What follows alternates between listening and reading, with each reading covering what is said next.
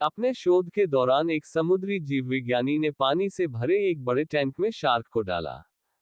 कुछ देर बाद उसने उसमें कुछ चारा मछलियां डाल दी। चारा मछलियों को देखते ही शार्क तुरंत तैरकर उनकी ओर गई और उन पर हमला कर उन्हें खा लिया।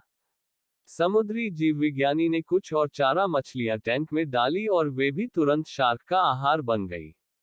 अब समुद्री जीव विज्ञानी ने एक कांच का मजबूत पारदर्शी टुकड़ा उस टैंक के बीचों बीच डाल दिया। अब टैंक दो भागों में बंट चुका था। एक भाग में शार्क थी, दूसरे भाग में उसने कुछ चारा मछली डाल दी। विभाजक पारदर्शी कांच से शार्क चारा मछलियां को देख सकती थी। चारा मछलियों के देख शार्क फिर से उन पर हमला करने के लिए उस ओर तैरी, लेकिन कांच के विभाजक टुकड़े से टकरा कर रह गई। उसने फिर से कोशिश की, लेकिन कांच के टुकड़े के कारण वह चारा मछलियों तक नहीं पहुंच सकी। शार्क ने दर्जनों बार पूरी आक्रामकता के साथ चारा मछलियों पर हमला करने की कोशिश की, लेकिन बीच में कांच का टुकड़ा आ जाने के कारण वह असफल रही।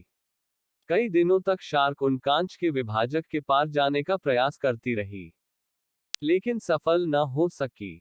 अंततः थक हार कर उसने एक दिन हमला करना छोड़ दिया और टैंक के अपने भाग में रहने लगी।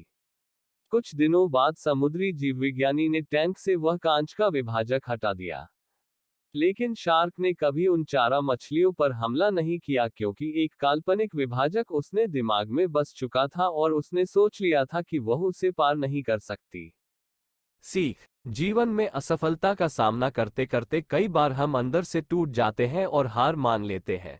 हम सोच लेते हैं कि अब चाहे कितनी भी कोशिश कर ले, सफलता हासिल करना नामुमकिन है और उसके बाद हम कभी कोशिश ही नहीं करते, जबकि सफलता प्राप्ति के लिए अनवरत प्रयास आवश्यक है।